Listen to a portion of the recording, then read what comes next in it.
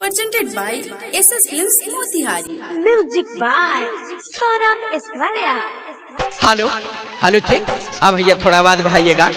जी हाँ मेरे दोस्तों, हर साल के भांति इस साल भी नवरात्र सरस्वती पूजा आप लोगों का हार्दिक अभिनंदन करते हैं और करते रहे।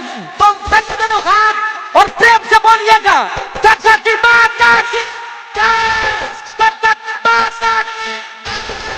साल भर बनाती है विद्या देकर जाती है, साल भर बनाती है विद्या देकर जाती है।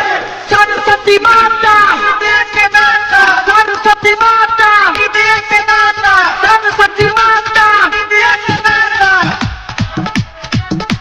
हाँ हाँ घर बाहो मर सुनो दिला मोतिहारी, परिभाषण माई के सबसे अगाड़ी, सबसे अगाड़ी, सबसे अगाड़ी। घर बाहो मर सुनो जिला मोतिहारी, परिभाषण माई के सबसे अगाड़ी।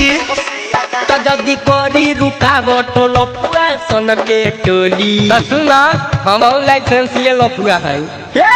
मत बोली भाषण में जे बोली, मत बोली भाषण में जे बोली, मत बोली भाषण में जे बोली, मत बोली भाषण में जे बोली। भाषण दे रहा है आवाज कंतर।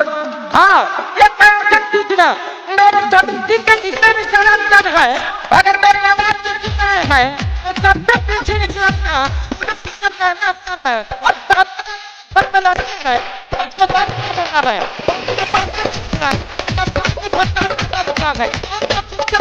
गाना बाजी भोजपुरी तबे नुका खूबे मुड़ी सभी को मना चकारी। कहू के होना मजबूरी, कहू के होना मजबूरी। सुनो गाना बाजी भोजपुरी तबे दुगाना दामुरी, सबे कमर लाचकाई। केहू के होना मजबूरी। कौनो गली मोहल्ला न बहची, होई भतान इतिहास जाहिर हची। सिंह टोली में घुमनी चला सब यही टोली। हाँ चल चल, वो नहीं हमारा माल के घर बा, कहूँ छत पर इंतजार करत होई। मर्दम गोली भाषण में जे बोली, मर्दम गोली भाषण में जे बोली, मर्दम गोली भाषण में जे बोली। मर्दम गोली भाषण में जे बोली। तो भाइयों एक शायर याद आ गया, कहते हैं कि शीशम की लकड़ी की सुगंध चंदन की लकड़ी से कम नहीं। शीशम